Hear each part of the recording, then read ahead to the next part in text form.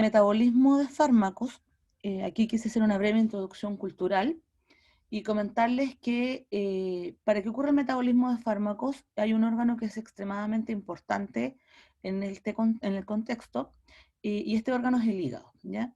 Al frente ustedes tienen una imagen, es una pintura, ¿ya?, del medioevo, que se llama Prometeo encadenado, ¿ya? ¿Por qué les presento esta obra de arte? Que es maravillosa. Hay muchas más obras de arte relacionadas a Prometeo, pero es para contextualizarlo con la farmacología.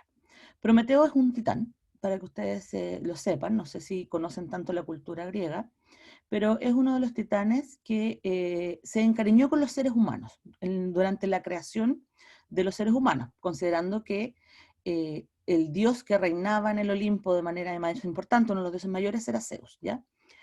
Y Prometeo, con la intención de que los humanos tuvieran la luz de la sabiduría y el conocimiento, y pudiesen por ende independizarse de la ira y la manipulación de Zeus, decide robarle el rayo a Zeus para que con esta finalidad entregarle la luz y el conocimiento a los humanos y liberarnos de las deidades en el fondo. Eso significa que Prometeo, según la leyenda, consideraba que el conocimiento y la sabiduría humanos no debía estar influenciado por las deidades, ¿ya?, por la religión. Zeus, al saber o enterarse de esto, se enoja muchísimo y, además de rescatar en el fondo su luz, condena a Prometeo a una condena que es perpetua, en el cual lo encadena, ¿ya?, y lo somete a una tortura. Y la tortura es lo que me interesa aquí también, que es otro tema que es bastante interesante. Y es que la tortura coincidía en que un águila vendría todas las tardes al caer el sol y procedería a comer las entrañas de Prometeo. Ellos no definen muy bien el nombre de lo que se va a consumir, pero el águila lo que se consume es el hígado, ¿ya?, según todas las obras griegas. Y misteriosamente, como Prometeo es un titán, no puede morir, resulta que el hígado a la mañana siguiente amanece intacto, ¿ya? Por lo tanto, lo que quiero rescatar de aquí es que, además del concepto de sabiduría y de conocimiento alejado de la religión, los griegos tenían súper claro que dentro de los órganos, aquel que sí tenía la capacidad de regenerar, y de hecho le daban una característica de titano, de Dios, digamos, de deidad absoluta, era el hígado, ¿ya? Y ellos comprendían que el hígado era aquel que iba, en el fondo, a producir la regeneración general del organismo y permitir, en el fondo, la sobrevivencia. Solo que lo asumían a Prometeo, ¿ya?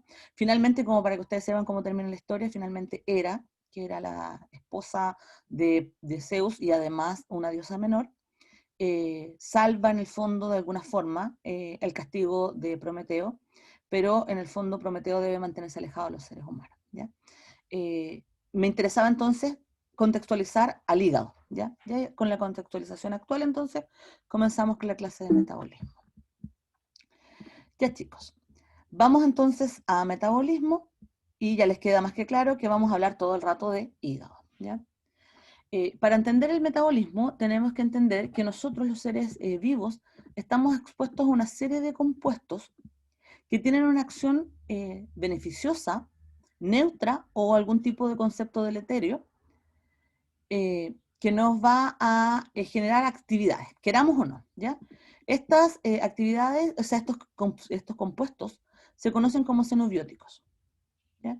En el fondo, todo lo que nosotros, con todo lo que nosotros interactuamos día a día y produce algún cambio en nuestro organismo, lo vamos a denominar xenobiótico. La crema para las manos, el champú para el pelo, los colorantes del jugo, el fármaco como tal, el humo del cigarrillo, el humo de las chimeneas, etcétera, ¿ya? Y no confundir con el nutriente, que es el alimento, ¿ya? El xenobiótico, entonces, cuando ingresa a nuestro organismo, independiente de la vía por la cual ingrese, debe poder ser eliminado, ¿ya? Y para poder ser eliminado, tiene que, el cuerpo generó un mecanismo de defensa en el fondo, que es el hígado. Ahora, no todos los xenobióticos pueden interaccionar con el hígado, pero la gran mayoría de los que nosotros tenemos algún tipo de contacto sí lo hace. Y para eso, un xenobiótico, particularmente un fármaco, que es lo que nos interesa en la clase, tiene que tener algunas condiciones. Una de ellas es que idealmente es que sea muy lipofílico, ¿ya? Y otra condición es que esté no ionizado al pH fisiológico. Con estas dos condiciones, entonces el hígado va a producir un proceso bioquímico por el cual cualquier sustancia, sea tóxica o no, ¿ya? Se va a transformar en otra sustancia que va a ser más ionizada, más hidrosoluble y por lo tanto más fácil de eliminar, ¿ya? Entonces esa es la función de la biotransformación.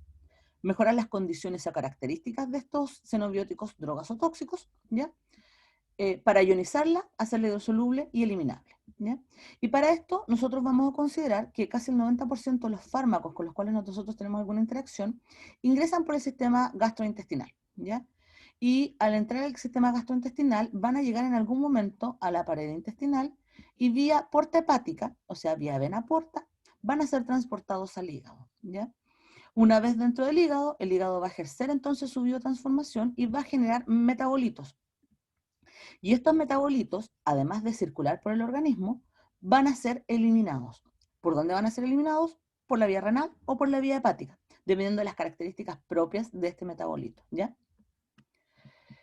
Entonces, a modo de conceptualización, vamos a decir que la biotransformación no es nada más ni nada menos que el metabolismo de una droga, ¿ya? Y esto, a modo de definición, es la conversión bioquímica, es decir, enzimática, de un fármaco en otra forma química que va a recibir el nombre de metabolito. Es decir, todo fármaco se va a convertir o pudiese convertirse en un metabolito. Es decir, a fármaco A yo voy a tener metabolito A, ¿ya? Pero fármaco A también se pudiese convertir en metabolito A.1, ¿ya? Y el metabolito de este fármaco ya no es el fármaco, ¿ya? Este puede tener otro tipo de actividad. Puede ser neutro, puede ser perjudicial, y eso lo vemos un poquito más adelante. ¿Cuál es la función de generar estos metabolitos?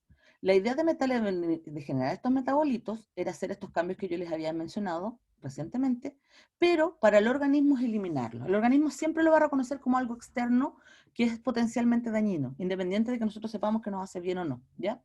Y por lo tanto, cuando uno se agrega la crema o cuando uno se agrega el lápiz de labios, el organismo igual lo reconoce como negativo, ¿ya? Recordando que, y les menciono la crema o el lápiz de labios, porque está sobre una superficie, en un caso es mucosa y en el otro caso es dérmica, que es altamente absortiva. Por lo tanto, parte de los componentes van a ingresar al organismo y el hígado tiene que cumplir su función, que es tratar de eliminarlos. Así que vamos a decir que el metabolismo es lo que le va a hacer al organismo el fármaco con la finalidad de eliminarlo, ¿ya? Nosotros acá le ponemos un ejemplo, volvemos a nuestras clásicas curvas de concentración versus tiempo, ¿ya? Que son las curvas cinéticas. Y si ustedes observan aquí, hay una curva del diazepam. El diazepam, ustedes, bueno, ya lo vamos a ver con mayor claridad, pero bueno, algunos ya lo hicieron el trabajo. El diazepam corresponde a un fármaco de la familia de los hipnóticos sedantes, del grupo químico de las benzodiazepinas, ¿ya? Y lo que ustedes ven en la curva roja es algún tipo de administración. ¿Alguien me podría decir qué tipo de administración cree que es? Eh, Dígame. ¿Por qué vía? ¿Por la ¿Por vía qué? oral? Exactamente. Por la vía oral. Lo más probable es que sea por la vía oral, ¿ya? No es posible determinar si es rectal, por ejemplo, o si es intramuscular, pero lo más probable es que sea por la vía oral debido a la forma que tiene la curva y que además no parte en el 100% en cero, es decir, que no es intravenosa, ¿ya? Bueno, en la curva roja corresponde al fármaco administrado, pero ustedes ven que con la aparición de la curva roja, casi en el tiempo 0,1, casi al mismo tiempo, digamos, empieza a aparecer una curva azul que es de desmetildiazepam, pero el paciente no ha consumido desmetildiazepam. Por lo tanto, nosotros vamos a decir que el diazepam es el fármaco A y desmetildiazepam es el metabolito A. Es decir, que cada vez que ingresa diazepam al organismo por la vía oral, se va a producir rápidamente altos niveles de desmetildiazepam, hasta el punto que incluso puede llegar a equilibrio. Si uno sigue trazando esta curva, lo más probable es que en algún momento se topen e incluso el desmetildiazepam sea mayor que la concentración misma del desmetildiazepam. O sea, el desmetildiazepam tenga una concentración mayor que la del fármaco inicial, es decir, el diazepam, ¿ya? ¿Por qué les menciono esto? Porque en este caso recién explicado, el desmetildiazepam tiene la misma actividad farmacológica que el diazepam, ¿ya? Eso significa que si ahora nosotros medimos la biodisponibilidad final del fármaco y por lo tanto la vida media, nos vamos a encontrar que el diazepam tiene una vida media de cerca de 48 horas.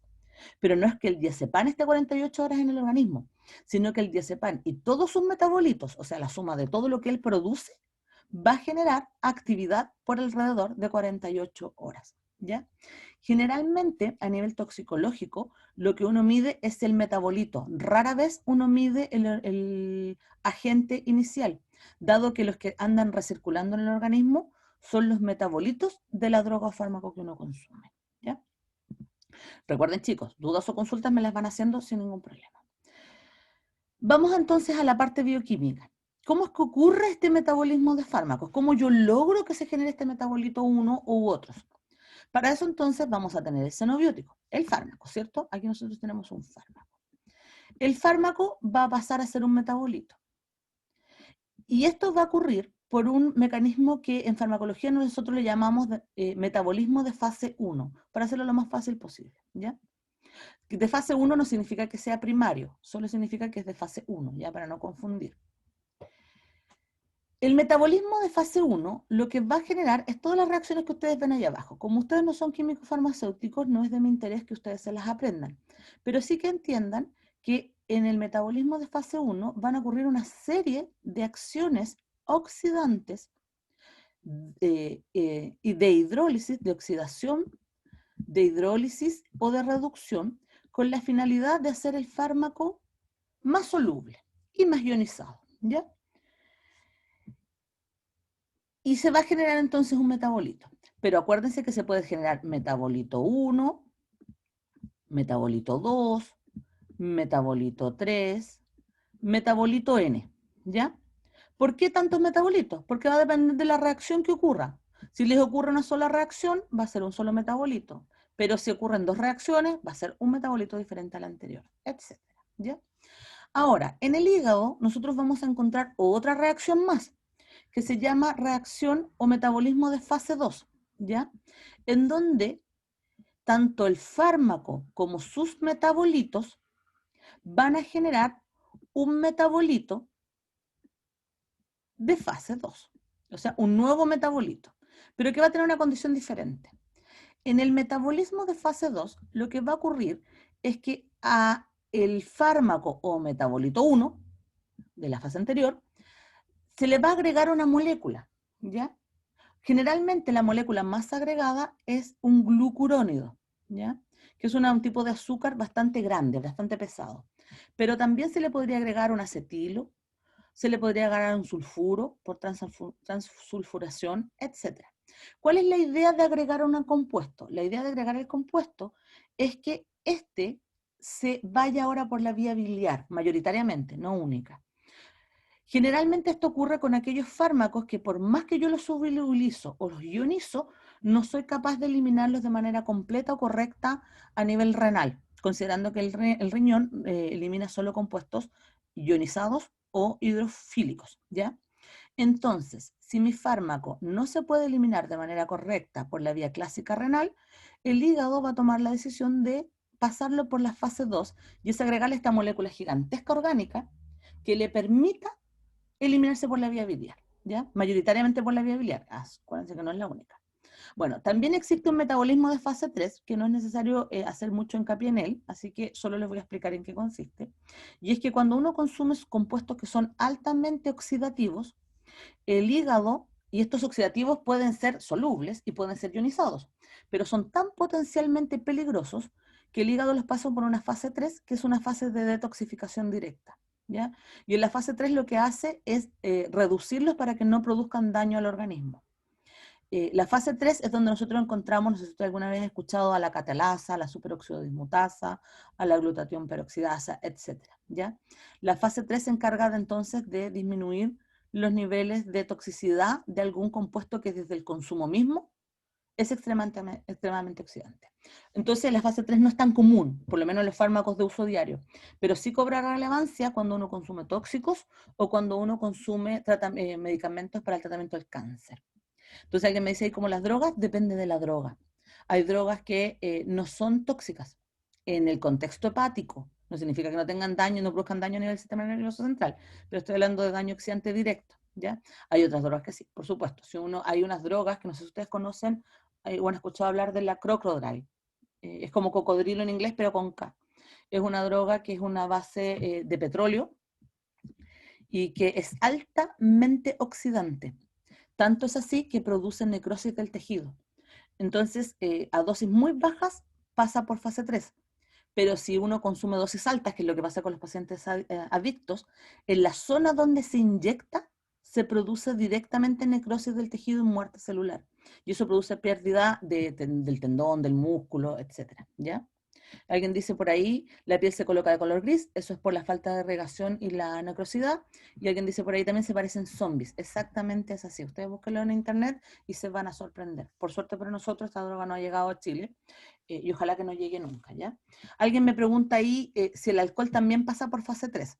El alcohol en dosis bajas, digamos la copita diaria, por así decirlo, no necesariamente pasa por fase 3, ya que nosotros tenemos otro metabolismo especial para el alcohol. Lo vemos en un ratito más, ¿ya? Pero si nosotros consumimos grandes dosis de alcohol, como cuando uno hace ese, no sé si todavía ustedes lo hacen, pero nosotros cantábamos antiguamente una canción que se decía "Ese farol no alumbra", y empezábamos a beber, a beber, a beber, sobrepasábamos la dosis máxima permitida por el hígado y por lo tanto ahí entrábamos en fase 3, ¿ya? ¿Cuánto es la dosis máxima permitida? En el caso de las mujeres es de 40 miligramos de alcohol y en el caso de los varones de 65 miligramos de alcohol por vez única, ¿ya? La diferencia entre hombres y mujeres no tiene que ver con género, sino que en realidad tiene que ver con inducción de proteínas, ¿ya?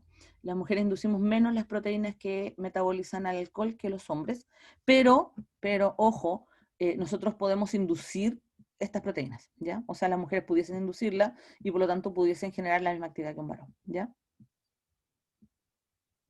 Ya, alguien me pregunta aquí si la fase 1 es renal y la siguiente es hepática. No.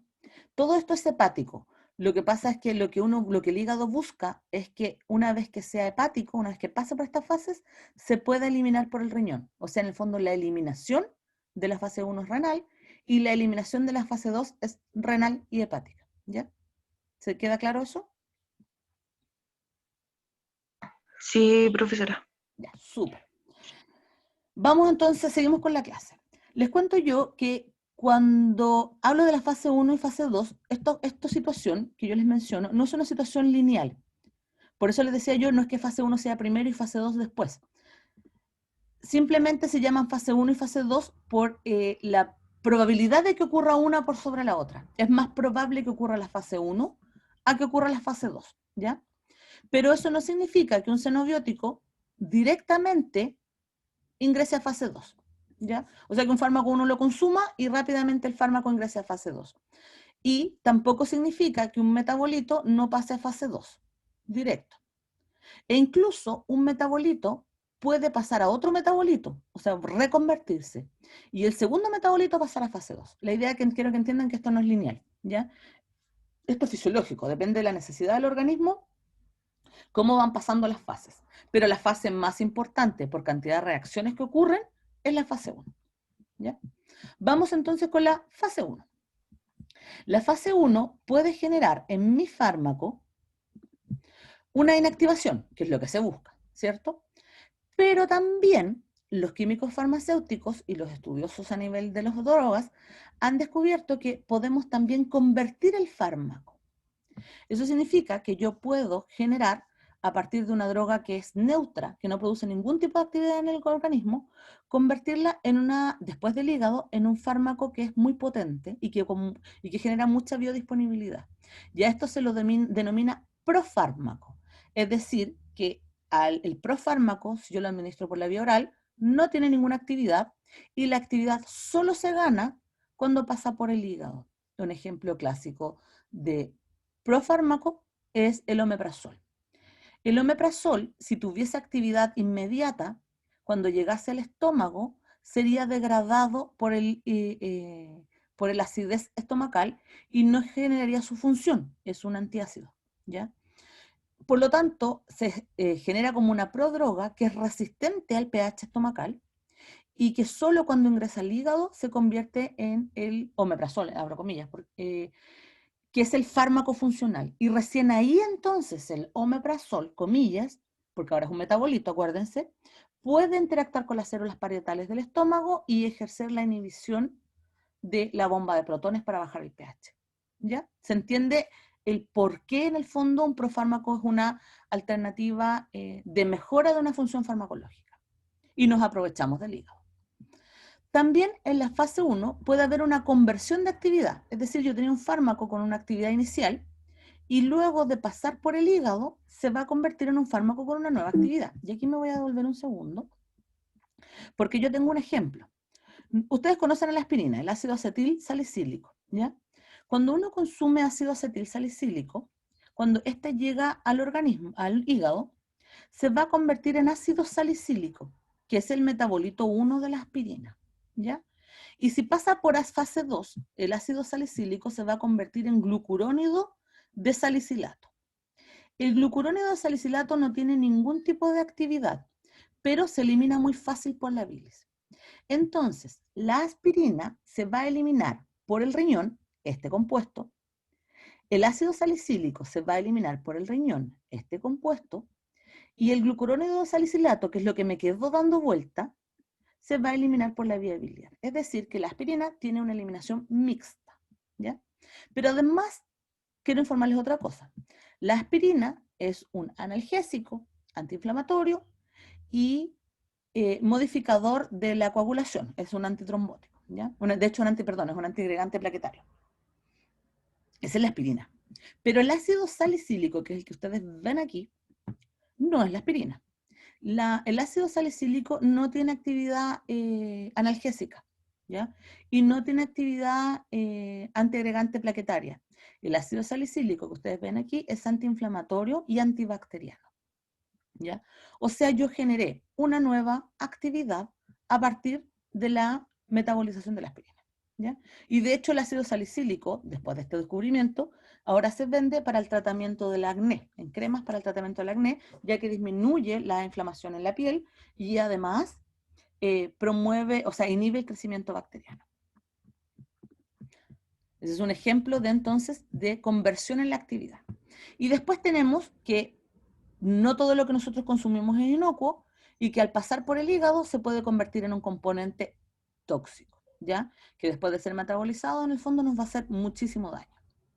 Y generalmente estos que son componentes tóxicos, el hígado suele pasarlos después de la fase 1, rápidamente los pasa a esta fase 3 que les mencionaba yo, para tratar de eliminarlo y evitar el daño al hígado mismo. Pero no siempre es factible, ¿ya? Entonces, ¿qué nace la fase 1? La fase 1, como les decía yo, es un mecanismo bioquímico, es enzimático. Y este mecanismo entonces lo suple el complejo, y es un complejo, no son enzimas, como muchos creen, complejo citocromo P450, ¿ya? El complejo citocromo P450, como el nombre es muy largo, nosotros le llamamos simplemente CYP con Y, ¿ya? Las CYP son las enzimas encargadas de la mayor cantidad del metabolismo en todo nuestro organismo, no solamente en el hígado, pero el 90% de las CYP están en el hígado, ¿ya? Así que la mayor cantidad de metabolismo, por ende, ocurre en nuestro hígado, ¿ya?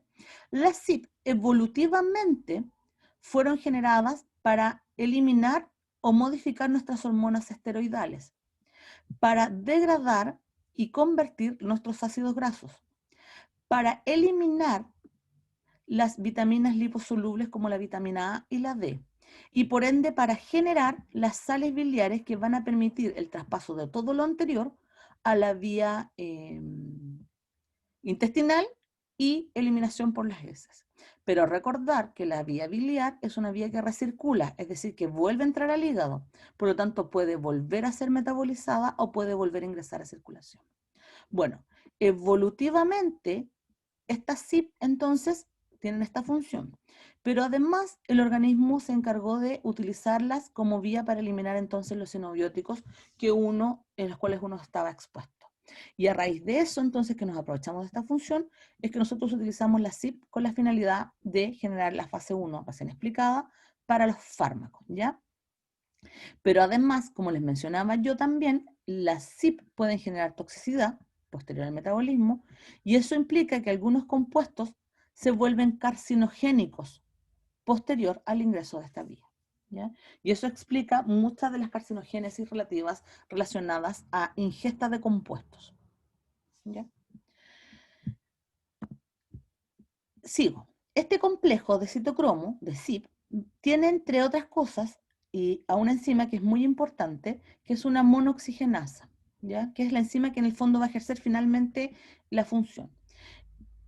Y se le llama monooxigenasa de función mixta. ¿Por qué se llama monooxigenasa? Porque utiliza solo un oxígeno, ¿ya? Oxígeno punto, para ejercer esta función. Y se llama de función mixta porque genera dos compuestos, o tres o más, pero mínimo dos. Uno es el fármaco en su metabolito, del fármaco al metabolito, ese es uno de los compuestos, o sea, el metabolito 1, pero además genera agua, ¿ya? ¿Por qué genera agua? Ahora les explico por qué es tan importante saber esto. El monito que ustedes ven ahí al frente es un ciclo que ustedes pueden encontrar en internet con muchas diferentes formas de explicarlo, ¿ya? Y como todo ciclo bioquímico, de repente suele ser un poco complejo de comprender si uno no ha pasado por un buen curso de bioquímica, ¿ya? Pero aún así, yo se los voy a explicar de manera lo más resumida posible y lo más fácil de entender, ¿ya? Este ciclo que ustedes ven acá adentro es lo que ocurre dentro del sitio activo de la monooxigenasa, ¿ya? Y por ende ocurre dentro del complejo CYP, ¿ya? ¿Qué es lo que nosotros vamos a tener? A grosso modo, vamos a tener que va a ingresar un fármaco en su estado oxidado dentro del sitio activo. El sitio activo, el fármaco de aquí en adelante lo vamos a llamar FH. El sitio activo de la enzima tiene, entre otras cosas, un grupo de fierro, ¿ya? Fierro más 3, que tiene la capacidad de reducirse, ¿ya? Esa es la gracia de este fierro, ¿ya? De este ion, en realidad. Y este fierro más 3 se va a unir al fármaco de una manera lábil, porque la idea es solo unir el fármaco para que no se me arranque, para que no se me vaya, ¿ya? Posterior a eso, entonces, empieza la reducción. Yo quiero que se reduzca el fármaco, ¿ya? La reducción va a ocurrir mediante una reacción común y corriente de óxido-reducción, pero para eso voy a necesitar electrones en el medio. La enzima está ocupando el sitio activo, así que no puede ser donadora de electrones. Para eso, entonces, parte del complejo enzimático va a tener dos enzimas más. Una de ellas es la NADPH 450 reductasa, ¿ya? Y el citocromo B5. Ambos son donadores de electrones y lo hacen por la vía de la transducción de el NADPH, que nosotros tenemos habitualmente del ciclo de Krebs, pero no me voy a meter con ciclo de Krebs, ¿ya? Para no enredar más. Entonces, ellos donan electrones. En el primer evento, la que dona electrones es la NADPH 450 reductasa, ¿ya? Y eso permite reducir este ion férrico, ¿ya? Permitiendo una unión estable entre el fármaco y el sitio activo de la enzima. La unión estable inicia recién ahí la actividad enzimática, ¿ya? Como esta es una monooxigenasa, requiere oxígeno. El oxígeno atómico es altamente reactivo y por lo tanto no existe en la naturaleza de manera normal. El único oxígeno al que nosotros tenemos acceso es el oxígeno diatómico o el oxígeno molecular, ¿ya? Que es el famoso O2. Por lo tanto, el único oxígeno que hay es el oxígeno de la respiración en el fondo. La enzima, como requiere solo un oxígeno, va a tener que tomar este oxígeno molecular y lo va a tener que unir a su sitio activo, ¿ya? Como yo ya tenía una buena fuerza de unión entre el fármaco y el fierro, lo que voy a hacer es poner el oxígeno y aprovecharme de la energía del oxígeno para unirlo al estado intermedio entre el fierro y el fármaco, ¿ya? El hecho de unir este oxígeno va a generar que las fuerzas de la enzima, recuerden que las enzimas son como unos Pac-Man, ¿cierto? Entonces, por un lado hay un tipo de fuerza que tira hacia allá y por otro lado hay otro tipo de fuerza, ¿ya? La fuerza que va generando por la unión de este oxígeno va a hacer que el oxígeno se convierta de su fase 2 a su fase OO, ¿ya? Todavía está unido covalentemente, ya no, nadie ha hecho nada con eso, pero yo le estoy quitando fuerza a esta unión. Y al quitarle fuerza a esta unión, yo me voy a aprovechar del sistema y le voy a agregar un protón. La idea de agregar el protón y otro electrón es volver a reducir, pero ahora yo no estoy reduciendo el fierro, sino que yo estoy reduciendo el oxígeno.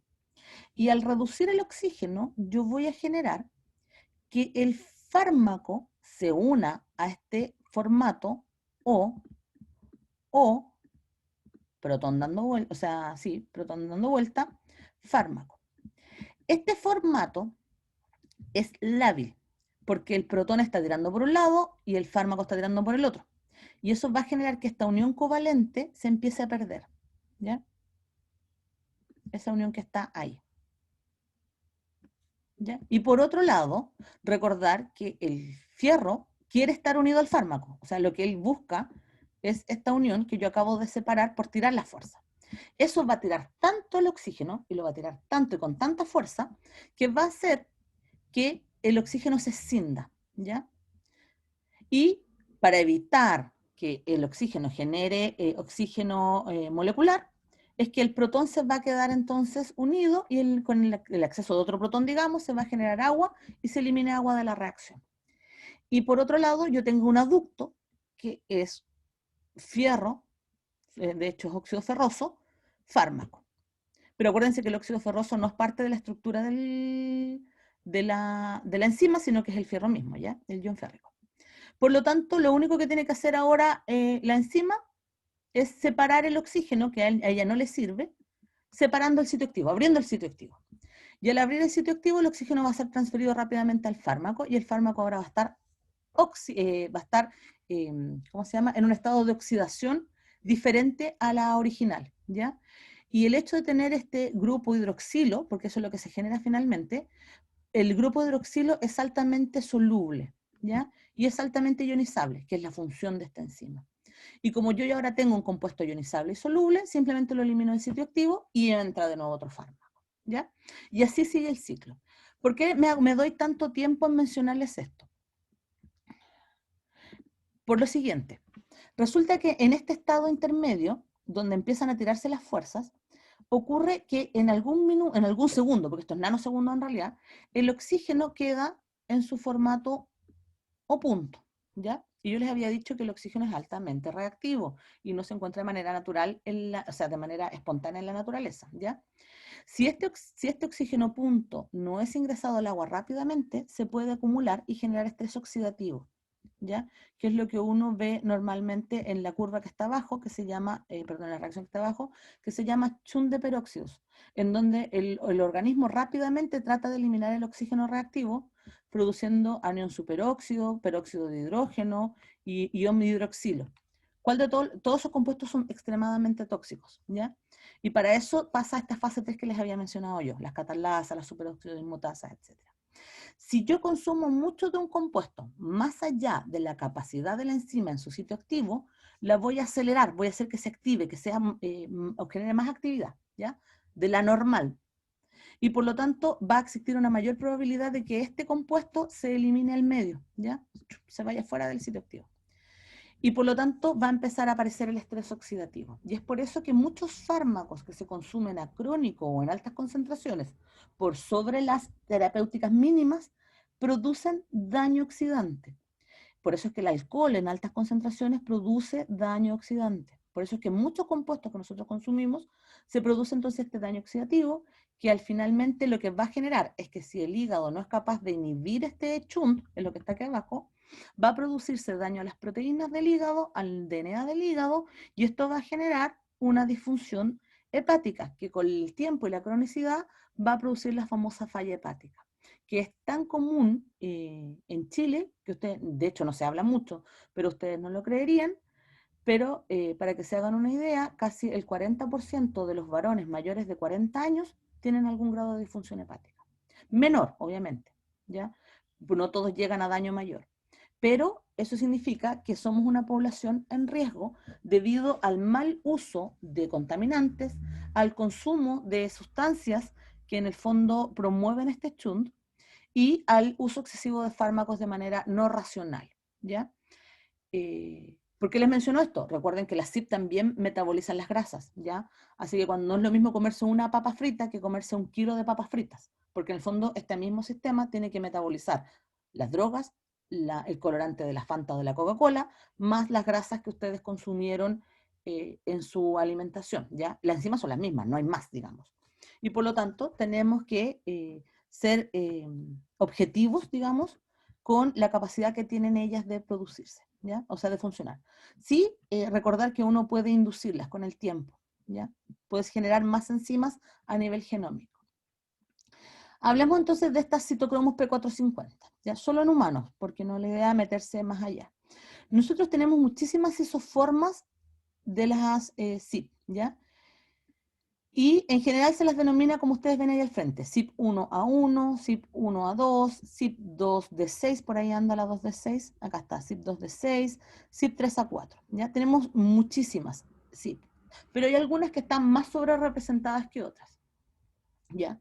Y la mayoría de ellas, como ustedes se dan cuenta, se expresan en el hígado. De hecho, todas se expresan en el hígado, pero otras se expresan, además del hígado, por ejemplo, en el pulmón o en el intestino, ¿ya? Ahí depende mucho de los agentes con los xenobióticos con los cuales tiene contacto este órgano, ¿ya? Eh, ¿Por qué existen tantas variantes de la CYP? Porque va a depender mucho de la función que requieran ejercer. Y por ejemplo, aquí está la CYP1A2, y la CYP1A2 es la encargada de metabolizar la cafeína, ¿ya? ¿Qué significa esto? No es la única enzima, pero de las de fase 1 es la encargada mayoritariamente de la cafeína. ¿Qué significa esto? Que cuanto más cafeína produce una persona, o sea, consume una persona, más CYP1A2 se va a producir en esa persona. O sea, el organismo se va a acostumbrar para tratar de eliminar a la cafeína. Recordar que la cafeína es una droga también, ¿ya? Es un fármaco. Y eso va a generar que se aumente el metabolismo relacionado con la cafeína y se produzcan entonces la eliminación de este compuesto. Eso se explica, por ejemplo, no sé si algunos por ahí es café adicto, y recuerda que la primera vez que consumió café, el café le ejerció mucha acción a nivel del sistema nervioso central, los mantuvo despiertos, activos, etc. Pero ahora, si ustedes toman la misma cantidad de café que tomaron la primera vez, no les va a hacer ni cosquillas. De hecho, hay gente que dice que a mí el café ni me despierta, no me hace nada. ¿Por qué ocurre esto? Porque ustedes tienen inducida la CYP1A2, lo cual significa que cada vez que en su organismo llega la cafeína, inmediatamente el hígado lo reconoce como algo dañino e inmediatamente la trata de metabolizar para inhibirla, para eliminarlo. Y por lo tanto, ustedes necesitan mayores dosis del compuesto para que se ejerza su función, porque si consumen la misma dosis, esta se va a eliminar rápidamente, ¿ya? Eso es el mecanismo de inducción, para que ustedes me entiendan. Bueno, dentro de nuestras CYP tenemos otras que son bien interesantes. Por ejemplo, la CYP1A2 es la encargada de metabolizar los benzopirenos, y esto es cancerígeno. El hecho de metabolizar un benzopireno se produce potencialmente daño cancerígeno, ya se produce un compuesto tóxico.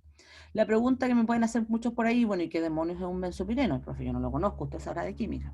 Bueno, el benzopireno es, visualmente para que ustedes me entiendan, si ustedes han hecho alguna vez una rica parrillada, ¿cierto? Con harto calor de las brasas, y han puesto carne, también los vegetales por si acaso, pero la carne es más notorio, y han puesto carne, se han dado cuenta que en el fierrito de la parrilla se coloca un compuesto que es como negro, que es como oscuro, pero que está aquí pegado, que es duro, ¿cierto?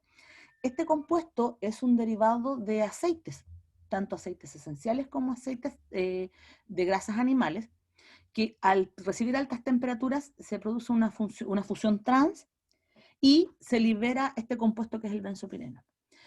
Y es el que le da el olor característico a la parrilla. Ese olor tan rico de, están comiendo parrillada.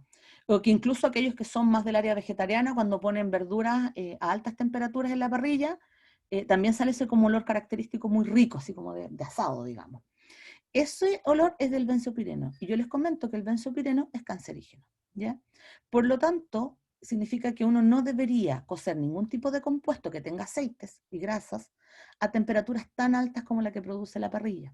O en su defecto, si lo va a hacer porque es rico y no lo voy a prohibir yo, tiene que, en el fondo, no consumir la parte grasa del compuesto para evitar la actividad del benzopireno, ¿ya? Bueno, si bajo aquí, porque la idea es explicar el metabolismo, les puedo mencionar que las enzimas que tienen mayor actividad sobre los fármacos son la CYP2D6 y la CYP3A4, ¿ya? ¿Y qué significa esto? Que van a generar en el fondo el metabolito de muchos fármacos. De hecho, la CYP3A4 es la más utilizada en nuestro organismo. Cosas interesantes de mencionar de esto. Como es una sola enzima, o sea, un solo complejo, CYP3A4, pero puede recibir en su sitio activo muchísimos fármacos, vamos a decir que las CYP son promiscuas. tal y como lo que significa la palabra en el español. Promiscuo significa que cualquier cosa o cualquier componente puede entrar en su sitio activo y va a ejercer alguna función, ¿ya? Las CYP son extremadamente promiscuas, pero las más promiscuas son las CYP2D6 y las CYP3A4. Eso quiere decir que cualquier fármaco le sirve, ¿ya? Para ejercer su actividad, o casi cualquier fármaco, ¿ya? Y yo al frente les pongo una lista, por ejemplo, de usos de las diferentes CYP, y si ustedes miran al frente, verán que en algunos casos se va repitiendo el mismo tipo de fármaco para una CYP y para otra sin problemas. Por ejemplo, si yo miro la warfarina es un anticoagulante, la warfarina se metaboliza por la vía de la CYP1 a 2, pero también se puede metabolizar por la vía de la CYP12-9, ¿ya? Y así sucesivamente. ¿Qué significa esto? Que la warfarina, en falta o en ausencia de una de estas CYP, pudiese utilizar otra sin problemas. ¿Qué significa esto también? Que la warfarina va a competir con la cafeína por el sitio activo.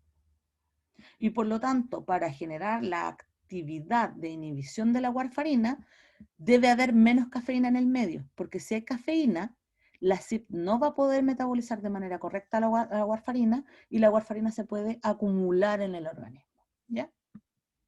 Eso es lo que quiero que entiendan. Entonces, en ese concepto vamos a encontrar que existen componentes que pelean, por así decirlo, por el sitio activo y que van a generar inducción o inhibición enzimática, que es lo que ustedes tienen al frente.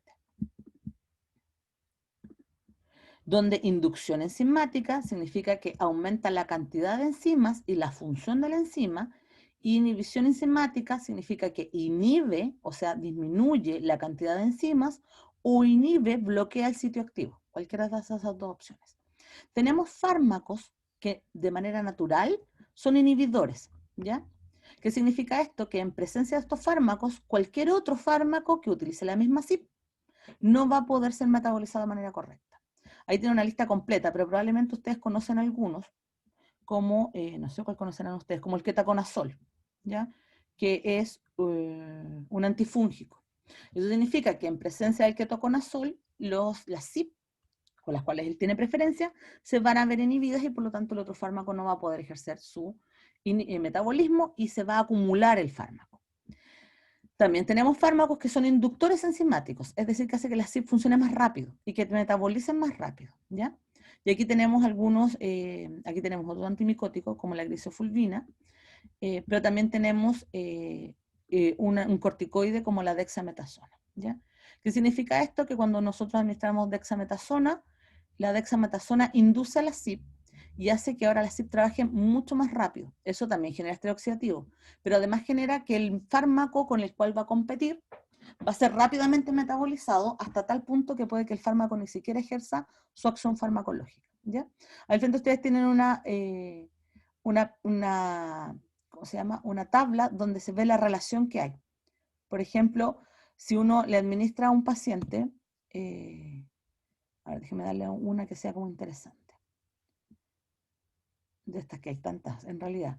Por ejemplo, aquí, el ritonavir es un tratamiento para el VIH, ¿ya? El ritonavir es un inhibidor de la CYP2C19, ¿ya? Y si inhibe a la CYP219, o sea, el paciente VIH tiene inhibida esta enzima, significa que el paciente, si consume, por ejemplo, el omeprazol no va a poder ser metabolizado por la CYP219 y por lo tanto el omeprazol se va a acumular porque no hay quien lo inhiba o quien lo metabolice y por lo tanto no se puede eliminar, pero tampoco se puede activar. Recuerden que el omeprazol requiere su activación para funcionar. Eso significa que los pacientes VIH, aunque quieran, no van a gozar de la actividad del omeprazol, ¿ya? Y eso es un problema médico, clínico no menor, porque un paciente VIH perfectamente puede requerir un inhibidor de la bomba de protones, puede tener una úlcera, por ejemplo, y yo voy a tener que ingeniármelas para poder darle un fármaco que le sirva debido a que el omeprazol no le va a servir, ¿ya? Eso a modo de ejemplo, que me entiendan cómo funciona esto. También mencionarles que los fármacos no son los únicos inductores o inhibidores, ¿ya? Tenemos a los nutrientes también, que también ejercen esta función. Por ejemplo, para que ustedes se hagan una idea, la palta, nuestra querida palta, es inductor enzimático. Significa que aumenta el metabolismo. ¿De quién aumenta el metabolismo? De la warfarina, lo cual genera que las paltas, el repollo, el brócoli, etcétera, genera que cuando se consumen en conjunto con la warfarina, generan que la warfarina se metabolice demasiado rápido y por lo tanto no ejerza su función farmacológica, ¿ya? Tenemos también otras cosas, por ejemplo la soya, la famosa soya que uno le agrega a estas comidas chinas, por ejemplo, o el sushi. En la soya, la salsa de soya, el poroto de soya, la carne de soya, que mucha gente la utiliza como alimento esencial proteico, produce inhibición enzimática, por eso es que no es tan inocua, por eso es que uno no se puede alimentar solo de soya, ¿ya?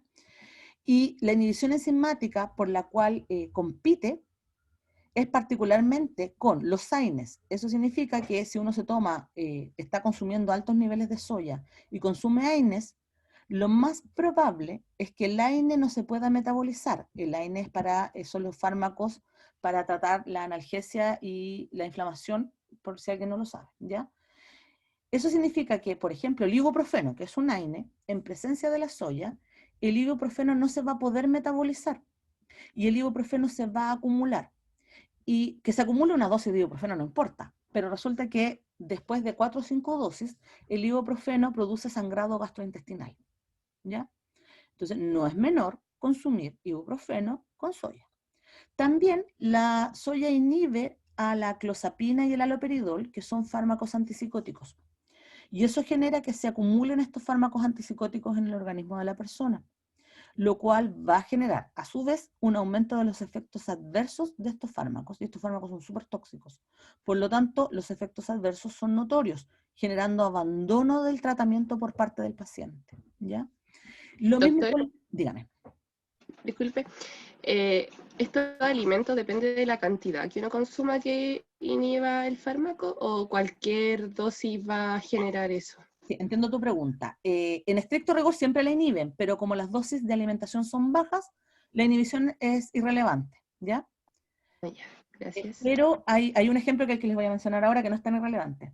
Por eso les mencionaba, no es lo mismo consumir un poquito de soya, déjenme terminar, consumir un poquito de soya para ponerlo en el sushi una vez y nada más, a aquellas personas que utilizan la soya como base de la alimentación. De hecho, la soya, nutricionalmente hablando, es súper buena, yo no digo que no sea buena, pero farmacológicamente hablando es súper peligrosa. Una persona que, por ejemplo, utiliza su dieta vegana en base a la soya, y necesita consumir fármacos con actividad central, abiertamente yo lo prohibiría, porque es grave, ¿ya? Pero el uso diario común y corriente no nos afecta. ¿Alguien me quería decir algo? Sí, yo, es que esos detalles cuando un médico cuando un médico recomienda o receta un medicamento, muchas veces no lo dice, me No, parece. nunca. De ¿Qué? hecho, en algunos casos sí, porque por norma se tiene que preguntar, pero en la mayoría de los casos no. Por eso es que ustedes cuando cambian su dieta tienen que ir a un nutricionista o un nutriólogo, porque son ellos en el fondo los que les van a decir, en el caso de la nutrición, no del fármaco, les van a decir, oye, ¿sabes que el aumento de esto te va a producir tal cosa? El aumento de esto otro te va a producir tal cosa, ¿ya? Pero el médico en la mayor parte de las veces no lo sabe. O no, no es que no lo sepa, es que en realidad no lo toma en consideración. Pero ojo que es súper importante porque si les pregunta si ustedes tuvieron un cambio en la dieta o si ustedes están consumiendo algún compuesto externo, ¿ya? Porque muchas veces pasa que la gente toma agüita de boldo, agüita de manzanilla, agüita de anís, etcétera, ¿ya? Y la gente piensa que eso no es importante. La verdad es que todas esas cosas son súper relevantes para la farmacología. Y es por eso que se las preguntan, no se las preguntan con mala intención, sino que la idea de preguntárselas es para poder, en el general, cambiar o lo que están consumiendo para que no vuelvan a tomarlo, ¿ya? O en su defecto cambiar el fármaco si no se puede por asuntos nutricionales, ¿ya? Sí. Alguien me pregunta aquí, profesora, ¿y si alguna persona sufre de algún tipo de inflamación crónica? ¿La soya puede incrementar la inflamación? La soya no tiene ninguna actividad sobre la inflamación, por si acaso. Lo que pasa es que la soya tiene actividad sobre la CYP, y por lo tanto lo que va a hacer es que la persona en el fondo tenga una inhibición de la CYP y tienda a acumular el AINE, solamente eso. Si la persona no consume el AINE y consume mucha soya, no importa, no pasa nada, porque la soya es buena, súper beneficiosa para la salud, vuelvo a insistir. Si lo que pasa es que lo que estamos pensando aquí es a nivel del metabolismo hepático y de las drogas que consume el paciente. ¿Ya? Doctora, ¿Ya? ¿y qué pasa con ese AINE que queda acumulado? ¿Nunca se va a eliminar o nunca va a generar su acción? Si se elimina, pero se va a eliminar en la medida que se active la enzima. Ah, En ya. el fondo hay que, la enzima se va a activar igual. Durante el día, obviamente, nosotros tenemos ciclos enzimáticos. Entonces, en algún momento del día se va a activar y por lo tanto se va a lograr eliminar, pero se va a demorar mucho más en eliminarse de lo que lo haría de manera natural, espontánea. Nuevamente, si uno consume un ibuprofeno, tampoco va a pasar nada, porque no es importante acumular una dosis de ibuprofeno. Pero hay gente que toma estos fármacos de manera crónica. Y es ahí donde tenemos que pensar que en la cronicidad, el acumular un fármaco puede ser grave. ¿Ya? Profesora, Dígame. y por ejemplo, ya una persona que tiene una enfermedad crónica relacionada ya a la inflamación Ujú, y como dijo usted, constantemente está consumiendo ibuprofeno.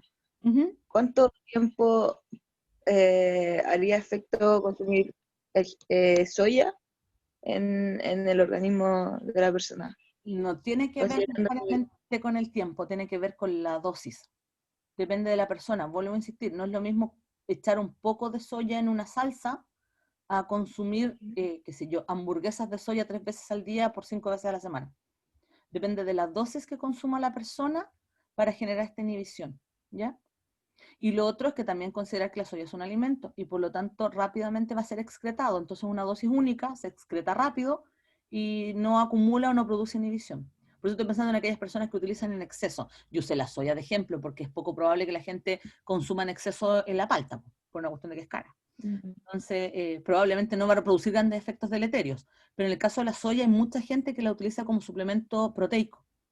Y sí. en esos casos es mejor no utilizarla en estos pacientes crónicos. Particularmente en los pacientes que tienen enfermedades relacionadas con la psicosis o particularmente los pacientes que utilizan warfarina. De hecho, la warfarina y la soya son pésimos compañeros, abiertamente. ¿Ya? Porque warfarina más soya produce aumento de las hemorragias vasculares menores. Se aparecen estas como arañitas y estas venas rotas, ¿ya? Y ahí sí les advierten al paciente, ahí los vasculares periféricos, esos médicos, sí les dicen al paciente, no consuma, ¿ya? Porque además la soya, para poder generar el compuesto, generalmente tienden a echarle mucha sal. Y eso además afecta el sistema cardiovascular, ¿ya? Pero eso es para que me entiendan que tenemos que hablar de muchas cosas cuando hablamos de metabolismo. Yo no quiero solo pararme en la soya porque esto no es una clase de nutri, esto es una clase de fármaco, ¿ya? Sigo. Bueno, ustedes me preguntaban, bueno, pero esto siempre ocurre, o sea, ocurre dependiente de la dosis, sí, en el casi el 90% de las veces a dosis bajas no se afecta. Pero hay algunos casos bien particulares, que es el caso de la hierba de San Juan, en donde basta con una dosis única para que ocurra una inducción enzimática, pero de todas las CYP, así de potente es. La hierba de San Juan es una hierba muy utilizada en Latinoamérica por nuestras culturas indígenas, dado que, y crece de hecho a la orilla de los ríos, dado que la hierba de San Juan produce disminución de las actividades neurotransmisoras excitatorias, ¿ya? Por lo tanto, relaja a la persona, la hace sentir mejor. De hecho, es una de las homeopatías que, si se descubre claramente cómo funciona farmacológicamente, va a pasar a fármaco, ¿ya? Hay hartos estudios en relación a eso. El problema de las hierbas de San Juan es que es tan potente, el tecito de la hierba de San Juan, que induce todas las enzimas, y por lo tanto todas las enzimas se van a volver hipermetabólicas, ¿ya? Les doy un ejemplo así como extremo. Y esto genera, entre otras cosas, que por ejemplo los antirretrovirales, que son el sustrato de estas enzimas importantes, se metabolicen muy rápido y por lo tanto no ejerzan la acción antirretroviral que requieren. Y esto significa que los pacientes VIH, consumir hierba de San Juan implica que se pierde la actividad del tratamiento, ¿ya? Y perder la actividad del tratamiento para el VIH implica que aumenta la carga viral y por lo tanto las patologías asociadas, ¿ya? De hecho, la hierba de San Juan, si se consume con un hipnótico, puede producir daños en el paciente, ¿ya? Entonces, ahí estamos hablando de un caso extremo. Ahora, habitualmente uno no consume hierba de San Juan, pero yo conozco muchas abuelitas más ancianas que lo utilizaban para calmar a la gente cuando estaba con lo que ellos decían con los ataques de nervios, ¿ya? Y de hecho los médicos sí les avisan a los pacientes, les preguntan cuando tienen que consumir fármacos depresores centrales, tienden a preguntar si conocen la hierba. Si la persona dice que no, ya no siguen con la entrevista. Pero si la persona dice que sí, significa que la conoce y por lo tanto puede que la consuma. ¿Ya? Sigo. En el metabolismo de fase 1, no solamente está la CYP, ¿ya? Que es la más común que les mencionaba yo, que era cerca del 90% de la actividad. También tenemos otro tipo de actividades que son oxidativas a nivel de la mitocondria, ¿ya? Las CYP se encuentran en el citoplasma de la célula, se llama fracción microsomal. Estos otros tipos de oxidaciones son menores, no dejan de ser relevantes, pero ocurren en menor grado en nuestro organismo, no solamente en el hígado, y por lo tanto solo se les menciona para que ustedes sepan que existen, ¿ya? Tenemos oxidaciones de fase 1 relacionadas no al citocromo, sino a la mitocondria, recuerden eso, ¿ya? Y tenemos, por ejemplo, a la aldehído deshidrogenasa y la alcohol deshidrogenasa, que son los enzimas encargadas de eliminar los alcoholes de nuestro organismo, ¿ya? El alcohol más común que uno consume es el ETOH, ¿cierto? El alcohol etílico. Pero en los alimentos también hay variantes alcohólicas dentro de las vitaminas, dentro de los antioxidantes. Uno también consume sustratos alcohólicos en algunos colorantes, en algunos tipos de compuestos que son preservantes, ¿ya? Pero el más común es nuestro alcohol etílico. Y lo que hace entonces la alcohol deshidrogenasa, el aldehído deshidrogenasa, es producir aldehído, producir acetaldehído, que es un compuesto súper oxidativo, ¿ya? Y que por lo tanto cuando se acumula, que es lo que me preguntaban ahí, ¿qué pasa cuando uno toma alcohol? Si toma mucho alcohol, lo que se acumula no es el alcohol, sino que es el acetaldehído, y este es tóxico, ya que produce daño al DNA, y por lo tanto el organismo lo pasa al metabolismo fase 3, ¿ya? Si el alcohol es poco, se utiliza entonces el alcohol deshidrogenasa y el aldehído deshidrogenasa para en el fondo metabolizar y eliminar el alcohol. Y la acción de estas enzimas produce estos efectos, que probablemente alguien que haya bebido por ahí mucho alcohol se habrá notado que ocurren. Rubor y sudoración, náuseas y vómitos, cefalea y dolor abdominal, puede producir caída de la presión arterial y alteraciones del ritmo cardíaco, ¿ya? Por eso es que uno tiene tanto efecto deleterio al consumir el alcohol, no solo por la deshidratación que produce el alcohol, no solo por la actividad que produce el alcohol a nivel del sistema nervioso central, sino que también por el metabolismo, ¿ya? O sea, si uno lo mira a nivel técnico, es súper tóxico, ¿ya? Después tenemos a las xantinoxidasas, que son enzimas que se encargan de oxidar a las purinas. Por ejemplo, todos aquellos fármacos que tienen una base nitrogenada dentro de su estructura. O el café mismo. Aquí tenemos otra vía para eliminar el café, ¿ya? O algunos compuestos que son para el tratamiento de la gota, ¿ya? Y también tenemos en nuestro organismo a las monoaminoxidasas, que las vamos a ver probablemente más adelante en el sistema nervioso central, que son las enzimas encargadas de metabolizar y oxidar a la noradrenalina, a la serotonina, a la dopamina, etcétera, ¿ya? Debido a que nosotros tenemos que poder eliminar estos neurotransmisores. Normalmente uno siempre les habla de los neurotransmisores como un acto positivo, o sea, que ejercen una función. Pero nadie les dice, bueno, ¿y qué hacemos con el neurotransmisor después? Tenemos que eliminarlo, tenemos que metabolizarlo. Y el encargado de metabolizar estos neurotransmisores son las monoaminoxidasas, ¿ya? ¿Por qué se las menciono? Porque muchos fármacos, su base estructural, su cuerpo, digamos, es el cuerpo de un neurotransmisor. Y por lo tanto, el organismo tiene que poder metabolizar este neurotransmisor, ¿ya? Y también tenemos fármacos que inhiben a estas MAO, a estas monoaminoxidasas, y si yo la inhibo, eso hace que se acumulen los neurotransmisores en el organismo, aumentando la actividad particular de algunos de esos neurotransmisores que pudiese ser de interés, ¿ya? Así que esa la vamos a ver más adelante en el sistema nervioso central, ¿ya?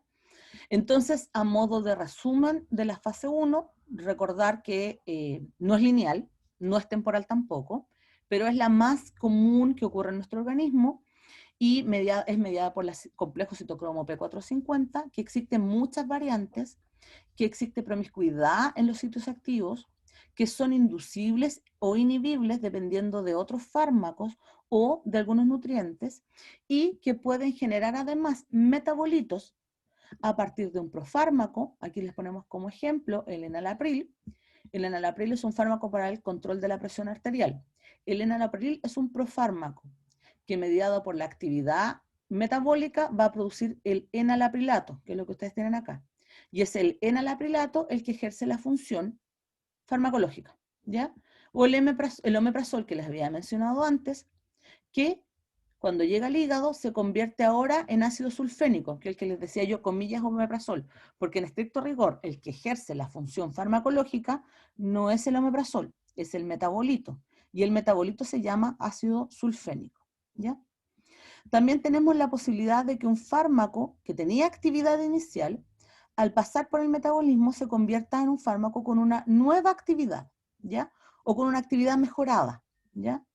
Por ejemplo, aquí tenemos a la codeína, que es un opioide que se utiliza para el control de la tos y que al pasar por el metabolismo de fase 1, la codeína se convierte en morfina. Y la morfina tiene una potente actividad narcótica y controladora del dolor, ¿ya? Pero también es adictogénica.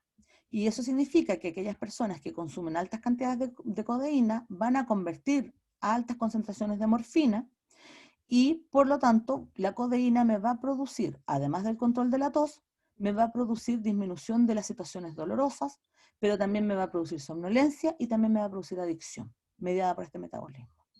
Y también mencionarles aquí, que es súper mega importante para que ustedes lo sepan, que el paracetamol, ¿ya? Y el acetaminofén, no debe pasar por el metabolismo de fase 1, porque cuando pasa por el metabolismo de fase 1, su metabolito es extremadamente tóxico. Su metabolito es una quinona, de hecho es la N-metilbenzoquinona. Y la N-metilbenzoquinona produce daño oxidativo en el DNA de los hepatocitos, pero además es neurotóxico, ¿ya? Por lo tanto, el paracetamol, si pasa por fase 1, produce daño en el hígado y si se acumula, produce daño a nivel del sistema nervioso central, ¿ya? Para evitar que el paracetamol pase por fase 1, es que se administran siempre dosis muy bajas de paracetamol. La dosis terapéutica del paracetamol es de 500 miligramos, ¿ya? Y la dosis tóxica, es decir, que produce esta fase 1, es de 4 gramos, ¿ya? 4 gramos para que sea tóxica, 0,5 gramos para que sea farmacológicamente efectiva. Y para que produzca daño hepático notorio, porque esto es solo para que produzca algún grado de toxicidad, es de 8 gramos. ¿Ya? Con 8 gramos produce daño directo al hígado y produce neurotoxicidad, ¿ya? Entonces, la dosis, recuerden, la dosis hace el veneno. El paracetamol es un fármaco que en general es extremadamente inocuo a dosis terapéuticas, ¿ya? Pero que si le aumentamos la dosis, lo hacemos pasar por fase 1 y le producimos entonces daño, ¿ya? Considerando esto mismo de los metabolismos, miren acá el ejemplo. Yo había hablado del diazepam, ¿cierto? Y les había mencionado que en la misma curva el diazepam se convertía en desmetildiazepam, que es lo que está aquí, ¿ya? Bueno, el diazepam, además, cuando pasa por fase 1, se puede convertir en hidroxidiazepam, en 3-hidroxidiazepam y en medazepam. O sea, en 4 metabolitos importantes. De hecho, se convierte en 150 metabolitos diferentes el diazepam, para que ustedes se hagan una idea. Pero de estos 4, los que tienen actividad hipnótica son el desmetildiazepam, el medazepam y el temazepam, ya que es el 3-hidroxi. ¿Qué significa esto? Que estos metabolitos van a continuar la actividad del diazepam a pesar de que el diazepam desaparezca en sangre, ¿ya? Y además, estos mismos metabolitos que ustedes ven aquí al frente van a convertirse a su vez, pueden volver a entrar en fase 1 y los 3 se van a convertir en desmetil 3-hidroxidiazepam, o conocido en la jerga nuestra como oxazepam, ¿ya? Entonces vamos a decir que este es el metabolito 1.1, por así decirlo, porque se deriva de los anteriores. Y es este metabolito, o el temazepam, cualquiera de estos dos, el que se conjuga, o sea, el que pasa por fase 2, y se les pone el glucurónido, que es la estructura que ustedes ven ahí, ¿ya? Y se convierte en temazepam glucurónido, y este no tiene actividad biológica y es el que se elimina finalmente. Por lo tanto, cuando uno hace un análisis de diazepam, lo que uno hace en realidad es un análisis de temazepam glucurónido, para saber cuánto hay del glucurónido para eliminar y cuánto resta o queda dando vuelta en el organismo. Cosas curiosas de esto es que, como el diazepam, les decía yo, dura hasta 48 horas circulando debido a sus metabolitos, la industria farmacéutica lo que ha hecho es entonces generar el metabolito. En este caso, por ejemplo, se vende el temazepam. Y el temazepam tiene una vida media de entre 8 y 12 horas. Y eso genera que sea mejor tolerado por los pacientes y sea más fácil administrarlo. Porque tiene vida media, porque solo produce un metabolito, que es el oxazepam, y un glucurónido. Así que se elimina mucho más rápido, ¿ya? Vamos a la fase 2, y aquí voy terminando con metabolismo. La fase 2, les decía yo que es más simple, y lo que hace es conjugar, es agregar una molécula. Siendo la molécula más importante, la mayoría de hecho, el glucurónido, lo que se conoce como glucuronidación. Pero también podría agregar sulfatos, acetilos, metilos, etc., ya dependiendo de la necesidad de las moléculas. La glucuronidación es la más importante debido a que la bilirrubina de nuestro organismo, para poder ser eliminada, debe ser glucuronizada, ¿ya? Por lo tanto, la vía clásica fisiológica de la eliminación de las cosas por la vía biliar es glucuronizar, por eso es que es la más común, ¿ya? Y la glucuronidación es agregar este compuesto que ustedes ven aquí, es que es un UDP-glucurónido, que es una molécula extremadamente grande, pesada, y que además permite el flujo a través de la vía biliar, ¿ya? ¿Qué medicamentos se glucuronizan? Muchos, pero ¿cuáles son importantes? El paracetamol, recordando que el paracetamol no podía pasar por fase 1, por lo tanto, nuestro organismo lo que hace es que lo conjuga rápidamente. El paracetamol que no se elimina de manera directa por la orina, entonces se elimina por la vía biliar mediante la glucuronidación, ¿ya? Y así se evita la toxicidad. Por eso es que a dosis terapéuticas lo que ocurre es que no hay daño debido a que se glucuroniza. Lo mismo pasa con el diazepam que les contaba recién, con la aspirina, etc. Un caso interesante de mencionar es que la morfina se glucuroniza para eliminarse. Y la morfina se convierte en morfina 3-glucurónido y morfina 6-glucurónido, ¿ya? Y algo súper interesante de eso es que la morfina 3-glucurónido es un compuesto activo, no tiene ninguna actividad biológica, pero la morfina 6-glucurónido es de 6 a 10 veces más potente que la morfina, ¿ya? Y eso genera entonces que las personas que consumen codeína vía fase 1 generan morfina. Eso genera los efectos que yo ya les había mencionado. Pero después tengo que eliminar la morfina y eso va a hacer que se glucuronice y uno de los metabolitos que se generan es este morfina 6-glucurónido que va a acrecentar la capacidad adictogénica de la morfina. Y por eso se dice que existen variantes genéticas de personas que tienden a hacer morfina 3-glucurónido, o sea, una morfina neutra que se elimina rápidamente y por lo tanto tienen menos probabilidad de ser adictos. Y hay variantes genómicas en la población que generan morfina 6-glucurónido mayoritariamente y van a tener una mayor probabilidad de ser adictos a la morfina, ¿ya? Para que ustedes se entiendan que esto también se relaciona directamente con otras cualidades farmacológicas, ¿ya?